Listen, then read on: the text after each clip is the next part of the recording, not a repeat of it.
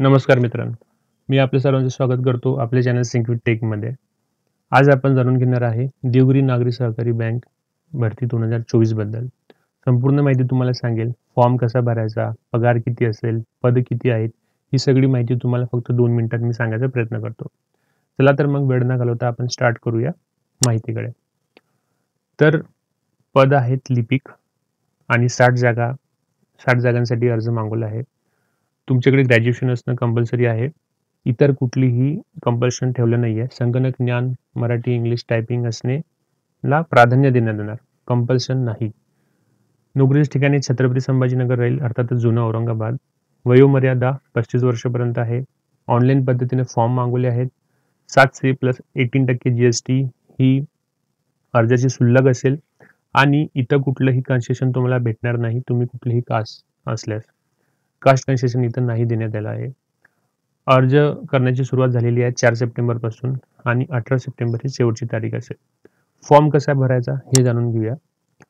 सगळ्यात पहिले तर आपल्याला या URL वरती जायचं आहे. हे URL मी आपल्या डिस्क्रिप्शन बॉक्समध्ये सुद्धा मेन्शन करणार आहे. तिथं जाऊन तुम्ही डायरेक्टली या URL वरती जाऊ शकता. तिथं जाऊन तुम्हाला रजिस्ट्रेशन करायचं आहे. रजिस्ट्रेशनसाठी तुम्हाला लागणार आहे आधार नंबर, नाव, वडिलांचे नाव, आडनाव, वैध असलेला मोबाईल नंबर, वैध ईमेल ID आणि हे सगळं असल्यास तुम्ही रजिस्ट्रेशन करू शकता. आणि एकदा रजिस्ट्रेशन झाल्यास तुम्हाला नवीन यूजर ID आणि पासवर्ड दिसेल. तो सेव्ह करून ठेवा, कारण की तो पूर्ण प्रोसेसपर्यंत लागणार आहे. फ्युचरमध्ये जेवढे पण प्रोसेस होतील, तुमचा ऑनलाईन परीक्षा होईल, इंटरव्ह्यूज होतील, तर त्यासाठी तुम्हाला ते लागणार आहे. तर ते कुठेतरी सेव्ह करून ठेवा. नंतर तुम्हाला पद निवडायचं आहे, वैयक्तिक माहिती टाकायची आहे, शैक्षणिक माहिती टाकायची आहे आणि तुम्हाला कुठं बँकेत अनुभव असल्यास ते पण त्यात नक्की भरा. कारण अनुभववाल्यांना त्यांनी प्राधान्य देण्यात येईल असं मेन्शन केलं आहे जाहिरातीमध्ये. नंतर स्वतःचं छायाचित्र आणि स्वाक्षरी अपलोड करा आणि फॉर्म सबमिट करा. एकदा फॉर्म सबमिट झाला की तुम्हाला पैसे भरायचे आहेत.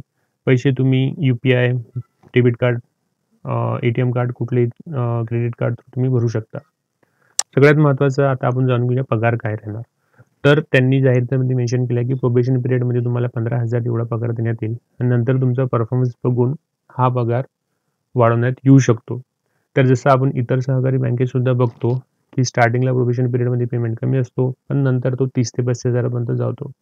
तर त्याच अंदाजे आपण इथं सांगतोय की 30,000 ते 35,000 पर्यंत तुम्हाला पगार राहू शकतो. पण जाहिरातीमध्ये हे कुठेही मेन्शन केलेलं नाही. तुम्हाला जर माहिती आवडली असेल आणि अशाच नवीन जाहिराती, फॉर्म कसा भरायचा, सिलेबस, मागील प्रश्निका आणि इतर काही माहिती हवी असल्यास आमचे चॅनल नक्की सबस्क्राईब करा आणि व्हिडिओला लाईक करा. धन्यवाद.